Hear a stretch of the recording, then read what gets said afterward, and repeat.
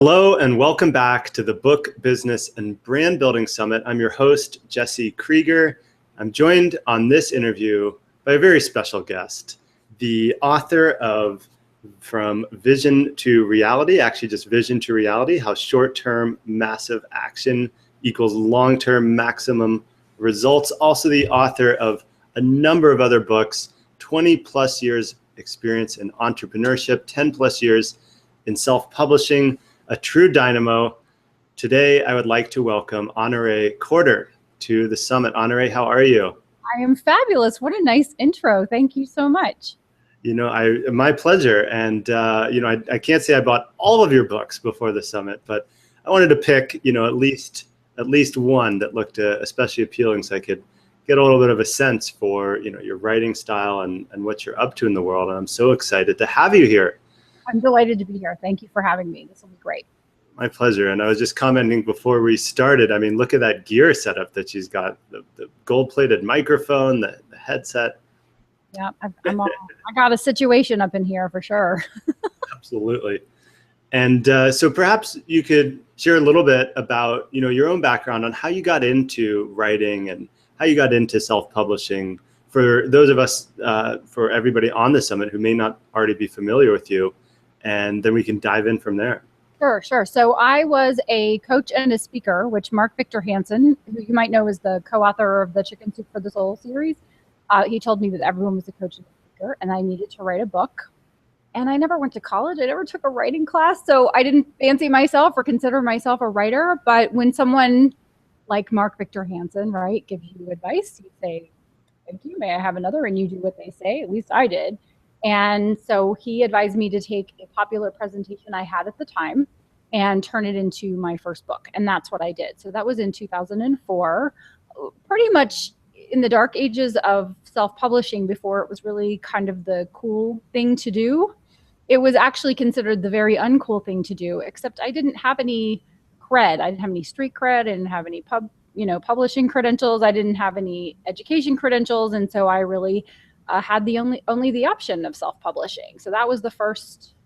In 2004, I published my first book, Tall Order, and this is 2016. And so I'm publishing books 20 through 23 this year.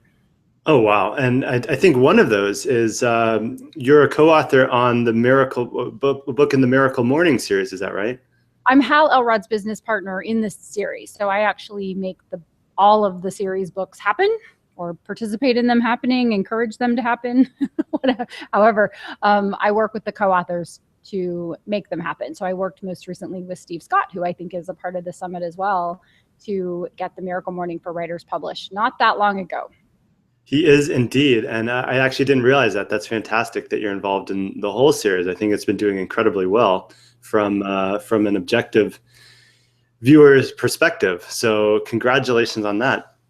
Thank you. That is such a blessing.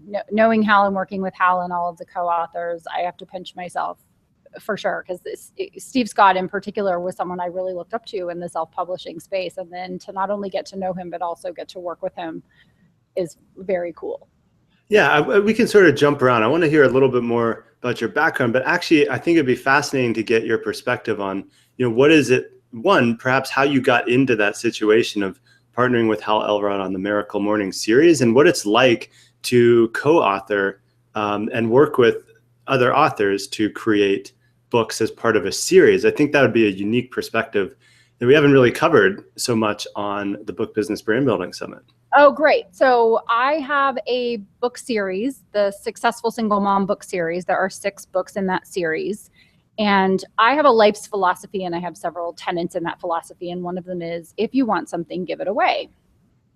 And I realize what every author wants is 5-star reviews. It's our third-party validation that either sells books or prevents someone from buying our books. And I realized one day that I wanted more 5-star reviews, and I also wasn't eating my own dog food. I wasn't taking the time to review all of the great books I was reading. And I read maybe a book or 2, sometimes 3 a week. And so all of those authors were losing out on me giving them the reviews that they deserved because I wasn't taking the time. And yet I was wanting someone to do something for me. And I decided that from then on, every book that either deserved a 4 or 5-star review, I would say, I would take the time to write the review. And if I didn't have something nice to say, I would just skip it. So the next book that I read was Hal's book, The Miracle Morning, and I wrote a review on Amazon and Goodreads, and he found my review on Goodreads and then looked me up, which he says is uncharacteristic of him to not only look at someone's review, but then to Google them. And he saw that I had a successful series, and someone had just suggested to him, you should have a series. And so he said, why don't we do The Miracle Morning for single moms? And I said, let's talk about it. And by the end of our 2-hour conversation, we had decided to partner on a book by book basis to see how it would go on creating the first book in the Miracle Morning book series, which was The Miracle Morning for Real Estate Agents. So if I understand you correctly, you began your partnership with Hal Elrod by leaving a review on his book. Yeah. That must have been a pretty epic review. You know what? I don't know that it was epic. I think that some things happen for reasons beyond our understanding. And I think this is one of those things that was just such a blessing. That's how I look at it, right? It's magical. It's a blessing, a miracle, we might say. A miracle. Did it happen in the morning? No. Yes, I got the email in the morning. I left the review in the morning. It's all in the morning. All before 8 a.m. Everything happens before 8 a.m. After that, forget it. So what's it like? I mean, I know that you have your own series with the Successful Single Mom series, right? Yes. And of course, that was, as you just shared, a precursor to working initially on a book by book basis, but ultimately developing a series with Hal Elrod. What's your approach to creating any given book within the context of a series? And perhaps what lessons would you share with the viewers who are considering or maybe haven't even considered doing a series as to the pros and cons of doing Sure. so? Yeah, sure. Well, great question. There's lots of questions woven in there, so I'll try to get all of them. The first one is, why would you consider doing a series? And my question is, why would you not want to do a series? Because having a series gives your fans somewhere to go, your readers somewhere to go. So just like there's the Chicken Soup for the Soul series, there are lots of series. So whether you're a nonfiction writer, you take the problem that you're solving with your book, and then you take the tiny problems and you solve those. So I have the Successful Single Mom book, which is just get your life back and your game on. But then I wrote the Successful Single Mom Cook's Cookbook, because kids want to eat every day, 3 meals, single moms are tired. So I solved that problem. And then I wrote the Successful Single Mom Gets Rich, because that's the number one complaint of single moms, is that they don't have enough money, right? So what are some options for them to make money? So I took the bigger problem and I took each of the little problems and I addressed those in the 6-book series. And sorry, go ahead. No, ask your question. Yeah, I'm just curious on, do you have some sort of a feedback loop with your readers that helps reveal what the subsequent books in the series would be, or is it more based on your own intuition and firsthand experience to know what those topics are that you want to tackle in future books?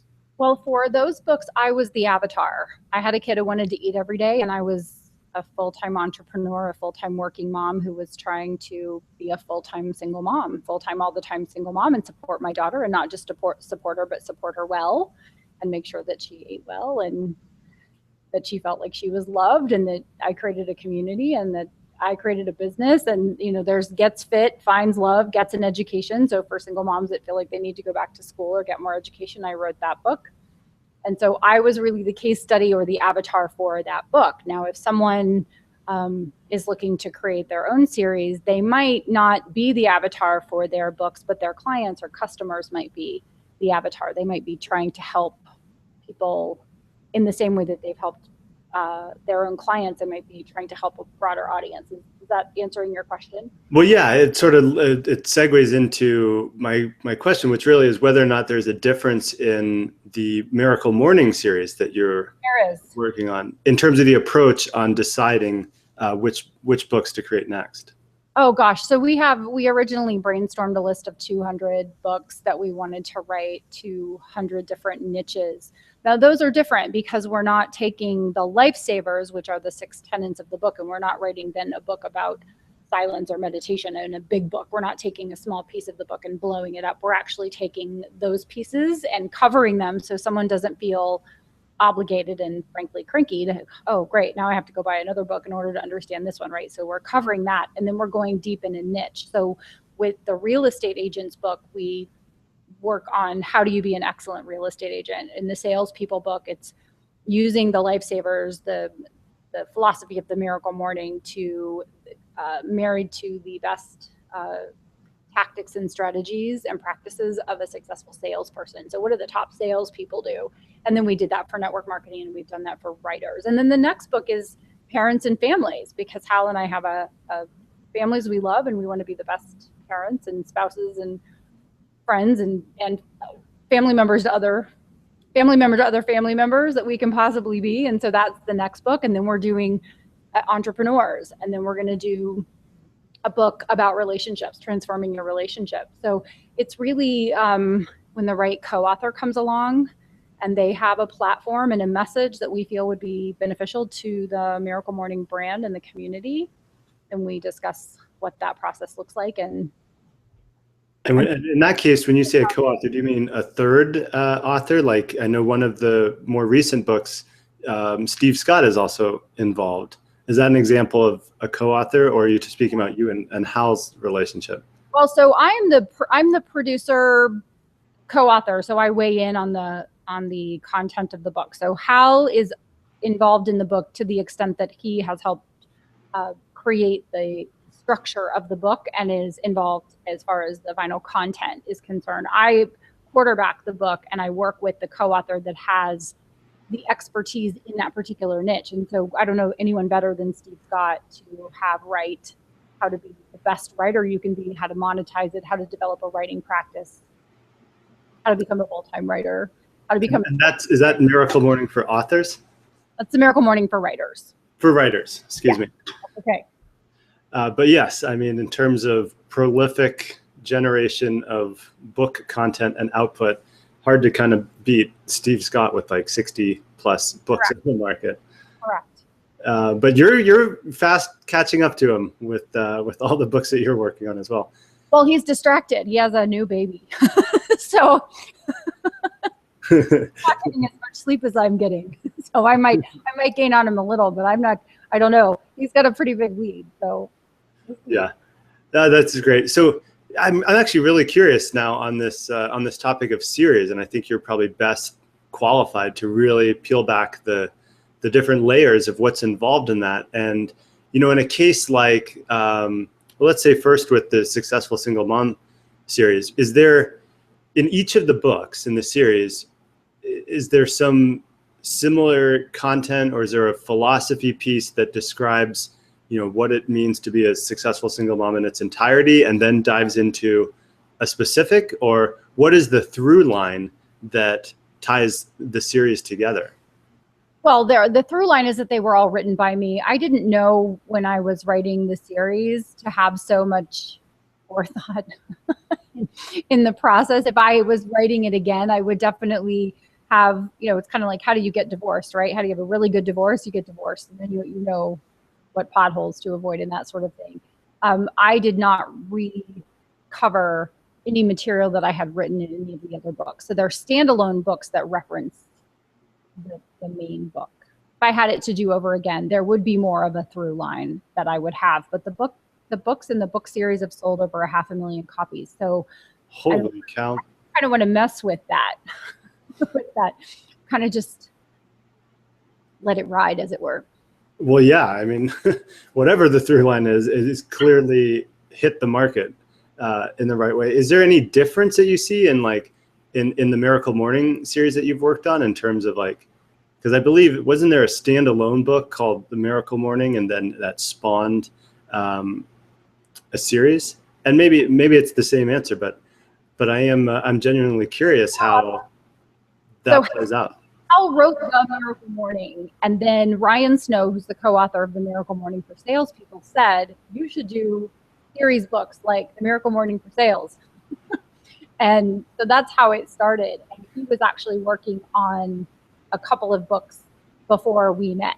He was actually working on a couple of the first few books that were published when he wrote me and said, how about doing The Miracle Morning for Single Moms? So originally I was meant to be a series author And yet when he realized the depth and breadth of my experience with having a series and just kind of my organizational, I don't know if it's a glitch in my software or a bonus, right? I don't know if we're going to call it a bonus or a glitch, but I'm extremely organized and productive. And so he really liked that in my setup. And so then thought that it might be good for us to work together to create other books in this series. Well, it's definitely a good quality to have with the volume of output that you're helping create. Yes. And I'd actually like to maybe now go back and see the next step in your journey from where you had began in 2004 with your first book. Sure. What was it like? What was your experience self-publishing, especially with, that was like Facebook was still only on college campuses. I think for some people, it's hard to imagine the state of online technology and so forth 10, 11, 12 years ago. Earth was still cooling back then. There was no there was no technology. I had a Blogspot blog back then, and that was kind of where I started. I listened again to Jack Canfield and Mark Victor Hansen when it came to publishing my book, and I published the original version of Tall Order, and I believe all of those original copies have been burned. And then I met Jeffrey Gitomer, who you might know is the author of the Little Red Book of Selling. Yeah. We became friends, and he basically said more colorfully, your writing is terrific. This book is so good. And he said it more colorfully than that. He said, you need a good cover designer, and you need editing. And there wasn't 99 Designs, right? There weren't communities on Facebook where I could say, who provides editing services? And so I had to go source that from like real people in person at networking events. And so I republished Tall Order under the title of Tall Order. I'm not even going to say what the old title was. And I mean, so on the tail end of actually getting that book out, yes. What was it like on the other side of the looking glass after having released your first book as a self-published title? So I made it, I don't have one anymore, but it was about the size of my iPhone. It was a little book, and it was a little bit bigger than this. I think it was 4x6. And it fit into a man's suit jacket, because at the time I was doing a lot of executive and business coaching. And when I would give someone a book, they don't have purses, right? It's somewhere to put the book. So the book was designed so that it would fit into a man's suit jacket. It was 80 pages. And I remember receiving my first 5,000 books and thinking, oh my gosh, where am I going to put them? And it was like 6 boxes or something. It wasn't very much. But while the book was publishing, also known as at the printers, right? It was old fashioned. There was no order a few copies from CreateSpace. In order to really get a good discount on the books, you had to order in thousands of quantities. So I ordered 5,000 books. And while the books were being published, which took about 4 to 6 weeks, right?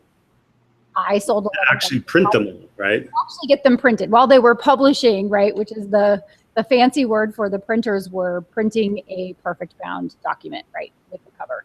So once the files were uploaded, I had some time to kill, and Mark and Jack said, do 7 things every day to sell your book. And one of the things that they told me to say was call your friends, family, connections, clients, colleagues, customers, and say, would you like to buy between 10 and 100 books? And I sold 11,000 copies of the book before I had gotten that first 5,000 copies. I created a little order form, had my little office upstairs, and I would just call people, and then they would say, well, I need an order form. And I said I would fax. That's right. I would fax over. I would email them the order form, or I could fax it over. And so my fax machine was going with the fax machine. And so then by the time that I got notification of that shipment, I'd sold more books than I had on the way. So I had to place another order, and then another order, and then fill them. And some of them were blocks of 1,000, 2,000, 3,000 books that clients of mine had sales forces, and so they wanted to just share it with their team members. And so I never saw those books. They just went direct from the printer, the publisher, straight to my clients if they passed them out. So you kind of pioneered print on demand, right? You're just printing and having them shipped directly to the end customer. It didn't even pass through you as the author. That's right. I just collected the money. But I mean, those, quite frankly, those are fantastic sales numbers. I mean, for everybody watching this that has done a book and self-published it, I think most people have realized that, the average author sells below 1,000 copies total. So, what was your approach and who was it that you were accessing in order to sell 10, 100, even hundreds of copies of a book to? I have lots of friends who ordered 10, 25, 50 copies to humor me because I was a self-published author and it wasn't anything anybody was doing. It was a novelty, right? So that was the first thing.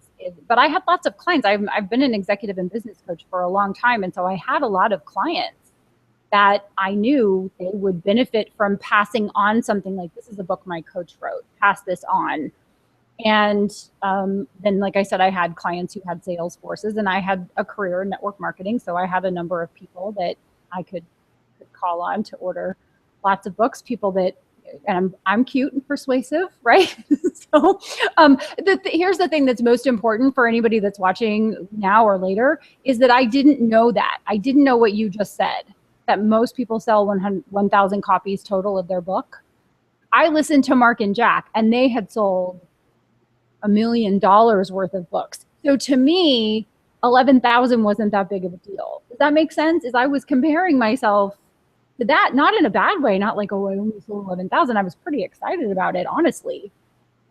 But no, I think it's a great point on, speaking to the company that you keep. If your point of reference are, some of the most successful authors, period, then even if you fall far short of their sales numbers, which of course they probably worked years and years to get to, then, you said that you were thrilled and I'm glad to hear that you weren't like disappointed. Oh, I only sold 11,000 books. 11,000 books is actually enough to hit a New York Times bestseller list. No, I had no idea. I didn't talk about it. I'm not of an age or a generation where I run around and going, look how much money I made. This is what I did. I just sold 11,000 copies. And I remember when the very first books were delivered, the ABF truck guy showed up and it was like 6 o'clock at night and he knocked on the door and said, ma'am, I have your boxes. Where would you like them? And I said, oh, let me open my third car garage, right? And then I had moved everything so that there would be lots of room. And then there were like these 6 boxes in the middle of the floor. And I was like, oh, and then there was nobody there. I was a single mom. I'm home with my kid, right? And so I opened the box and pull out a book and I was like, wow, it's kind of small. And I was like, okay, that's nice. And I went and sat down and finished dinner and I put my daughter to bed. And I remember looking at it and thinking, okay, well, that's kind of cool. I guess tomorrow I'll start packaging these up and send them out. There was no book launch party or Facebook party or, anything like that. I didn't know. But the thing that I'm so glad I didn't know was that most people only sell 1,000 copies of their book. And I don't like that people talk about that now because then people have that in their head. Oh, I'm only going to sell 1,000 copies of my book. Oh, people don't make money from their writing. People don't make money from self-publishing. And that is so not true.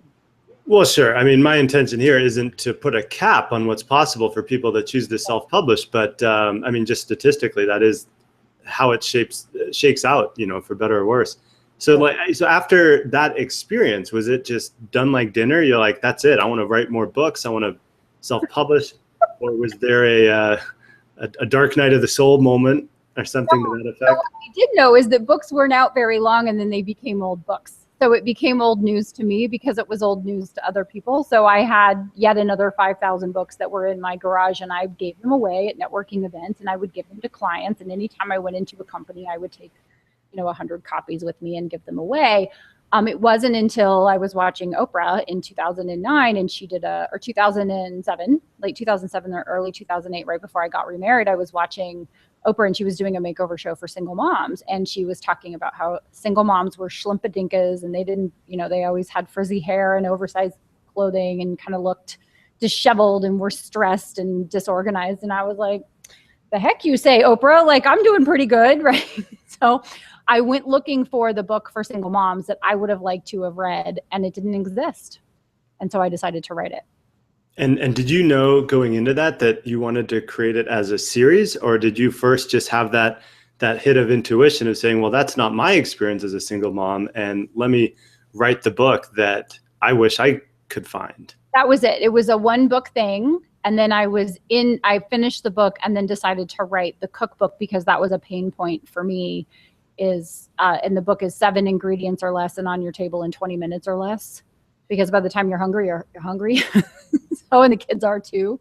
So I just started solving the problems. And so those books came out year after year. I didn't quite get prolific and start publishing multiple titles until a few years ago. That's really good to hear, and hopefully encouraging for anybody out there that's working on a first book and may feel overwhelmed by seeing some of the people on the summit that have, 10, 20, 50 plus books. You don't have to have that big vision from the outset. And as you hear Honorée sharing here, that, you had one idea for a book. And I love what you said, that you wrote the book that you tried to find, and basically got into, now it seems like a habit of solving your own problems through writing books. And clearly they've hit the mark with the number of total books that you've sold, in terms of, if you're experiencing that problem and it's a real pain point and there's nothing else out there, then perhaps you're not the only one. Oh, if you have a problem, someone else has the same problem, without question. And when you have solved that problem, some people write a book so that they can learn to solve a problem. That's a challenge, because you may not have actually solved the problem, which is a conversation for another day. But one of the things that I say to people when they are talking to me about writing a book is, I say not to blow your noodles or overwhelm you, but do think about it from a more global perspective. Think about what the next book would be and the next book would be. Unless you only want a book that is a business card, a book that replaces your business card, right? Then it doesn't matter what your rank is on Amazon. It doesn't matter if you write another book. If you're simply writing a book from the space of, I'm an expert and I want to get more clients or customers, then one book is fine. But if you want to rank on Amazon and create multiple streams of income from multiple versions of your book, then having a multi-book strategy over time is a good idea. And then the other thing is, make it your writing habit, which we talk about in the Miracle Morning for Writers. But 500 words a day is 187,500 words a year, which is more than 2 or 3 or 5 books, no matter how you slice it. So it's having that writing habit. I'll say you can write a 500-word email and it doesn't stress you out. So just write 500 words. And then tomorrow write 500 words, and the next day write 500 words. And pretty soon you'll have thousands of words, and then tens of thousands of words, and you'll have a book and it'll be cool. I like that comparison to, you could write a 500-word email and not think twice about it. But whenever it's like, I'm going to sit down and work on my book, all these things come up. Oh my God, what am I going to say? What am I going to write about here? Am I really qualified to write about or speak on this topic? And I think that's a really nice sort of circumvention to getting into that mindset. How you do anything big is you take one step, take one bite, one mile. I mean, it's just not. Some people will sit down and say, "Oh, I'm going to write 10,000 words today," but then I don't know. I don't like to write the 10,000 words. That makes me tired.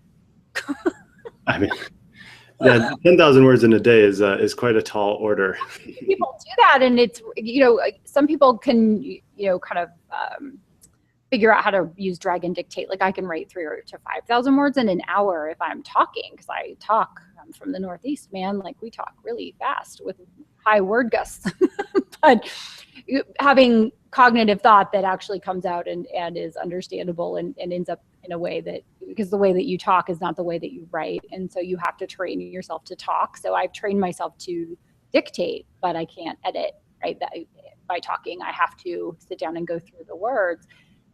It's like anything else. It's a job. It just happens to be the best job. Nice. I really get how much you enjoy and love what you're doing with regards to book.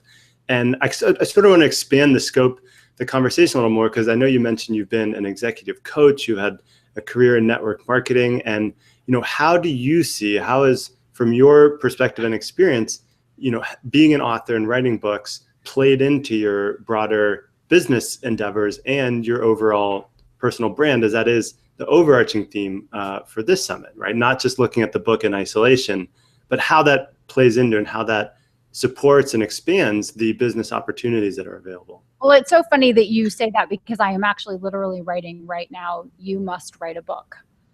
And it's a book for professionals who are handing out business cards and saying the exact same thing that everyone else is saying. And they mean it. they're an expert. They're good at what they do.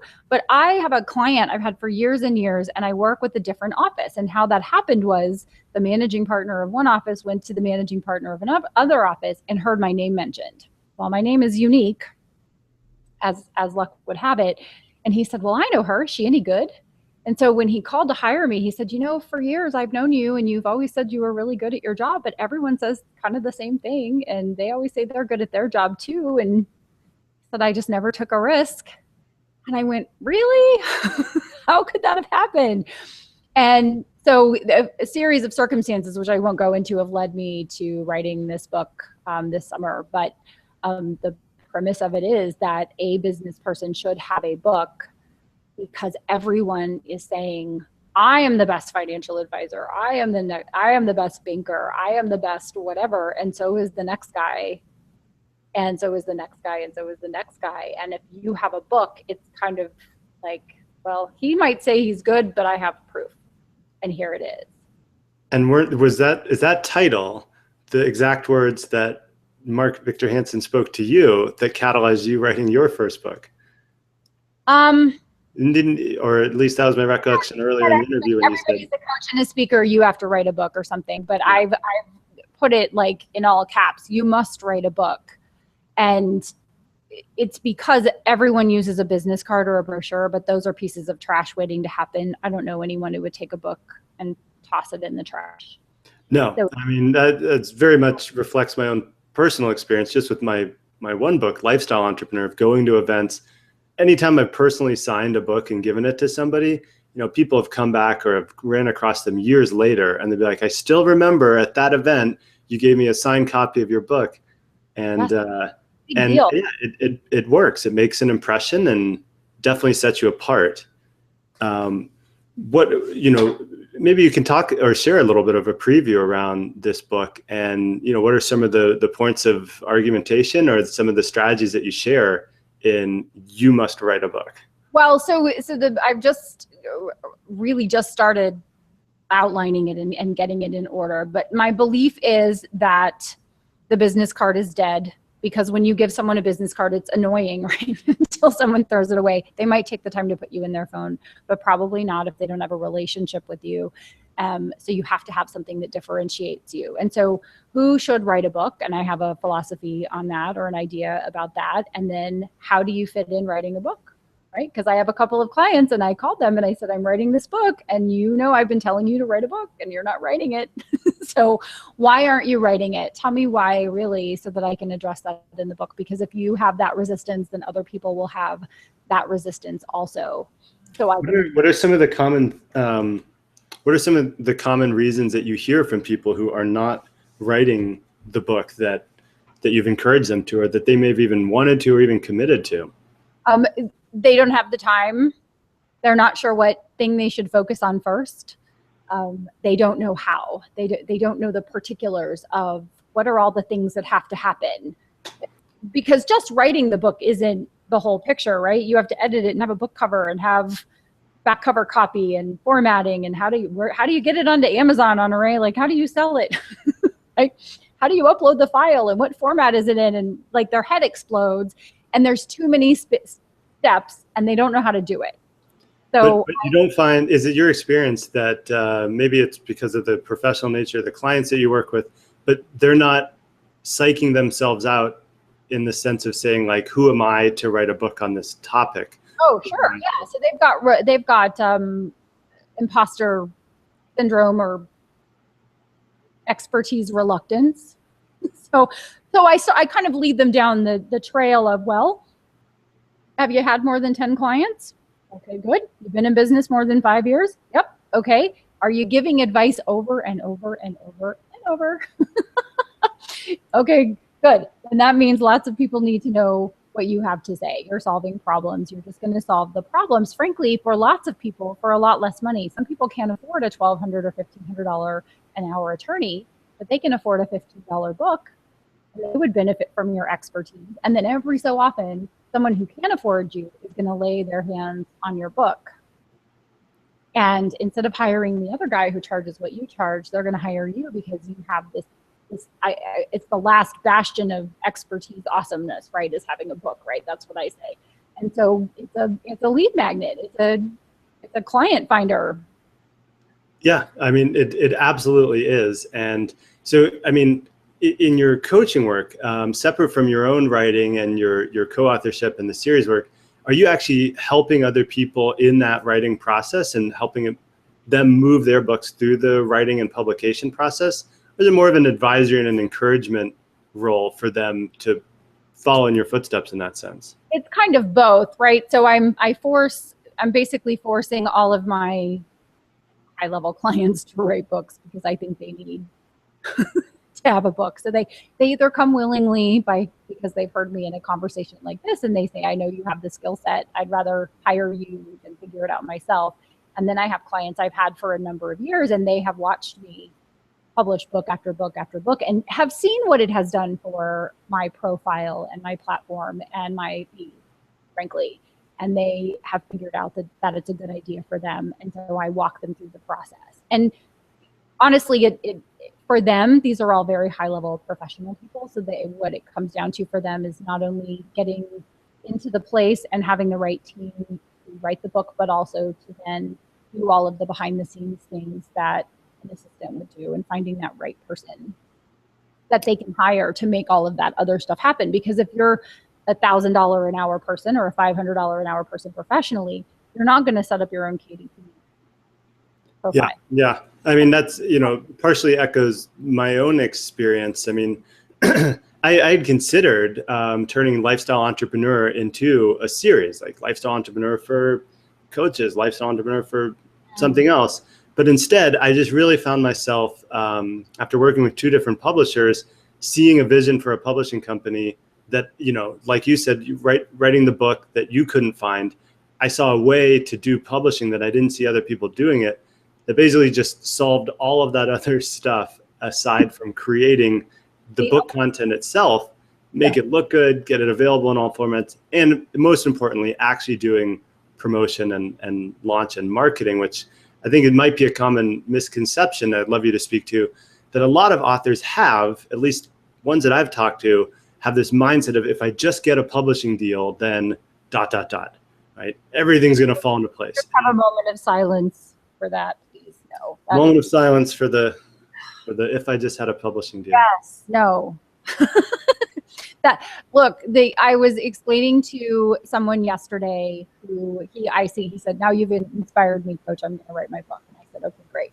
And I said, here's the easy part, writing the book. It's the launch and the marketing piece that is going to go on forever. Like the book publish date will come and go and you will have a book, but the marketing and promotion piece and the platform building and the list building and the multiple streams of income and all of those things will go on for now and forever. Yeah, actually, I'd love for us to dive into that topic, because in the same way that I think a lot of people think, if I just got a publisher, then all the rest of my problems are solved, which for the record, it's simply not the case. I mean, I think that equation comes from thinking that a publishing company means you also have a marketing team. And that's not what publishing is. Publishing is making your book available for purchase in different channels and doing some logistics around that. But on a similar token, I think a lot of people that are working on a book, of course, it is a big undertaking to write a book and see it all the way through, also see that launch date as the end of the road, right? The end of the rainbow. And in one sense, it kind of is. But, I'd love for you to dive in more about, on the other side of your launch day, it's months and years and really an indefinite process of representing that book and being the exponent for your message. And what is that really like? And what can aspiring authors who are watching this, internalize as to the entirety of what's involved in being an author entrepreneur? Sure. So I think Steve Scott will probably talk about the fact that the way he believes that marketing a book is the best way to do that is to write another book. I absolutely agree with that. I also think that you have to look at it like you're not training for a marathon and then you run the marathon. You're training for the marathon then you get to run the marathon every day, like after that. Like that's the marketing part of it, right? So it's not you run the marathon and then whoo, that was great. I got in shape. I lost a few pounds. Yay, I'm done. This is the very beginning of every single day doing something, or as Mark Victor Hansen and Jack Canfield recommend, doing 7 things every day to market your book. Now, you don't need to do perhaps 7 things, but 1, 2, 3 things every day. So social media, building your list, responding to readers. Whenever someone sends me an email, it might take me a minute, but I respond to every single person to the best of my ability, because those are your fans. They don't come along every day. You want to get them and keep them happy. Yeah, I mean, that's great advice. And actually it speaks to, I think, a very important point is that, a lot of times I see authors get tripped up thinking about all the complicated, complex marketing things that they can do. But really, it can be as simple as just having an invitation in your book for people to reach out to you and get in touch. And it can be as low tech as that. That was my own experience. I put a note in the introduction and conclusion to my book and said, if you learned something, if this was of value to you, I'd love to hear what that is. And I put my email there, and I didn't really know what to expect. But now to this day, years later, I'll still get emails. Some of them are pretty comprehensive. Like, I found your book, I read it, I quit my job, I started a business, and now I'm doing this. And I wanted to take a moment to thank you. And that's something that's it's actually the most rewarding part from my experience of having written a book, and one of the most unexpected, being so wrapped up in the, what do I say here, and how do I present this idea, and how do I do the cover, and all that good stuff. So do you have any other tips and pointers on how to have a book be a springboard into business and brand development that maybe is more sophisticated than just putting your email address in the introduction? Well, there's all kinds of things that you can do. The front matter, right? The invitation to join X, your community on Facebook, to join your list, get your lead magnet, right? Something that you're giving away, your ethical bribe, as it were, right? That's the front matter. And the back matter, you can include things in the middle of the book, a link to bonuses that they get for actually reading the book. So I have my 100-day plan. If you read my Vision to Reality, then you get a 100-day plan, right? You get a discount on a program. You could get a free coaching session, let's say, something like that, right? So there's all different things that you can weave in. And what you really want to do is build your list, but I am very protective of my list, extremely so. I don't like to email and email and email and email. I want people to, oh, she emailed, this is important, I need to open this one. Not, oh, I'll get another one in 3 hours, like from Banana Republic, right? If I miss this sale, I'll get that sale. So for me, I think the thing that works the most is being authentic. And I wanted to kind of circle back a little bit to the Single Mom book series. When I was first writing my books, I didn't think anyone would ever read them. So I was a lot more open kimono, you might say. Say that again. I was a lot more open kimono. Okay. Open, like authentic, genuine, burying things. Then I might have been, had I realized that the book was going to sell as well as it was. However, what you have gotten, these emails from readers, I'll get letters from single moms in all over the country and all over the world that will say, I read your book and I could resonate with your pain and suffering, and then you moved through it. And so I had the courage to move through it, or I'm having the courage to move through it, and this is what my life looks like today, and I want to thank you for that. And so I recognized, and this is what my friend said, and my advisors and my coaches all said, if you hadn't been so authentic and genuine in your writing, then it wouldn't have hit a chord.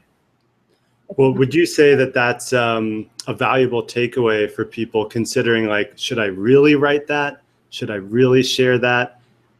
I sort of tend to find that if that's the question that you have in your mind, then it's probably something that should be included. Yes. But what's your take on, being authentic, vulnerable, and opening the kimono to your readers? Well, I mean, I'm a very private person. And so if I had it to do over again, I probably would have thought twice about it, but I wouldn't be where I am today. The book wouldn't be helping as many people. So the question that I would ask myself is, do you want to help people, or do you want to be private? And when I'm no longer here, my book can still be helping people, and it won't matter if I share too many things. So I think it's definitely tough. And yet it's, what do you want more? want to, what do you want more? In my case, I wanted to help single moms more than I wanted to be private. And I didn't realize until later that I might have wanted to have been private, but I'm glad that I wasn't. Does that make sense? Yeah, it does. And I think that's a good criteria of looking at that choice, not just in isolation, but rather, do I want to really help people more through my experience or retain my privacy to the greatest degree possible? In which case, maybe writing a book isn't even the right avenue, or using a pseudonym or a pen name. Correct. And there, I think there is sharing too much and there's revealing too much, and everybody has to decide what that line is for them. But the more you can share from an authentic place, from not show-offy or something like that, but just from I've been there. Because there is nothing like someone saying, wow, I have so been there, and here are the 3 things I did, and I came through it. Right. And in sales, it's feel, felt, found, right? I know how you feel. I felt that way too. And then I found that I should do this. It's been a sales technique that's worked for years and years because it's effective. And so when you apply that to your book writing, that's how you resonate with your readers. And I remember when I was building my network marketing business, I remember Roland Osterhaus. Now you would know the Osterhaus name because his son is now Carter Osterhaus, the designer, right? But I know his parents, Mary and Roland. And I remember Roland listening to those cassette tapes, and he would say, well, I was working at a gas station, and the next day I was a master coordinator. And I was like, how did we go from gas station attendant to master coordinator? Like, what was the journey? Like, the journey was never shared. It was just crawled into my car, and 18 months later I was rich. And it was like, what did you do? I want to know what you did. Then everybody's like, I'm going to go get a job at a gas station and then quit. Exactly. I'm going to go to the gas station. I'm going to crawl into my car, and 18 months later I'm going to be rich. And that's not what works. And I knew there was a struggle in there. And it wasn't until I heard someone else say, I was doing this and it didn't work for me. And I found this and I did this and this and this, and that worked for me. And it was like, okay, that's a recipe. Like, if you hand me a cake, I don't know how to make the cake, but if you hand me the cake and the recipe, I can go, ooh, I like the cake. Cake is good. Let me go make the cake. Now I have the recipe. And that's what a book does for your readers, is they have a problem. They have no cake, Jesse.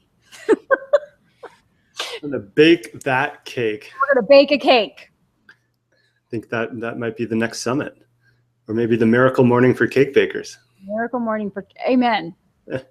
Well, look, this has been a fascinating, far-sweeping conversation, and I really appreciate you coming on the summit, Honorée. And perhaps you have some closing words of wisdom or encouragement for the authors and entrepreneurs out there. And I'd love for you to be able to share where and how people can find you and learn more about you and come into your world. Sure. So my parting words of wisdom are: it takes longer than you want it to. It costs more than you want it to. And every single minute and every single dollar are worth the effort. So whatever you do, keep going. Keep putting one foot in front of the other. Keep writing the words. Keep trying again. Keep adding people to your list, because a 2-person list turns into a 2,000-person list, turns into a 20,000-person list. 1 fan turns into 10, turns into 20. 1 book can be 2 and 5. And it's just 1 foot in front of the other. And I've been doing it for a really long time. So it looks like poof, I just crawled out of my car and I was successful author. A whole series of books. I have a whole series of books, and it was amazing, and it's super easy. And on one hand, it's easier, and on the other hand, it's, you get to the last 10% that feels like the last 50%, and it feels really hard, and you just think, maybe I should give up. And if you ever ask yourself if you should give up, the answer is no. You should keep going. 1 more day, just 1 more day, 1 more day, 1 more day, and then you'll start to gain traction, and you'll start to see that it's like investing money. They say if you invest 1 cent and then 2 cents and 4 cents and 8 cents, right, over, it keeps doubling. And then all of a sudden it's like you go from watching grass grow to having $1 million.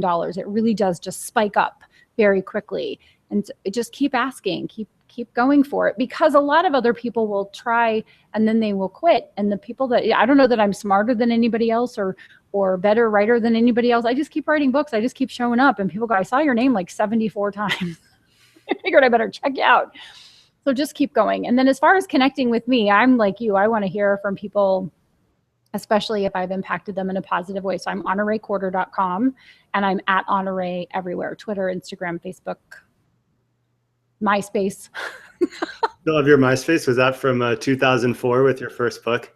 Yes, MySpace was like musicians and Honorée were on MySpace. Way back in the day, I was a musician in 2004. We had our music MySpace. Now I don't even know how to log back in. It's still just sitting out there on the internet. But thank you so much, Honorée. And I think you brought a wealth of information and experience to bear on the audience here at the Book Business Brand Building Summit. And I encourage everybody to grab a copy of Vision to Reality or any other of her many titles and go find and get into Honorée's world. You can see how open she is in sharing her experience, her knowledge, and that is just a wonderful thing. So signing off, we'll see you on a future interview. And Honorée, take us home. Okay, thanks everyone. Have a good one. Keep writing. Bye for now.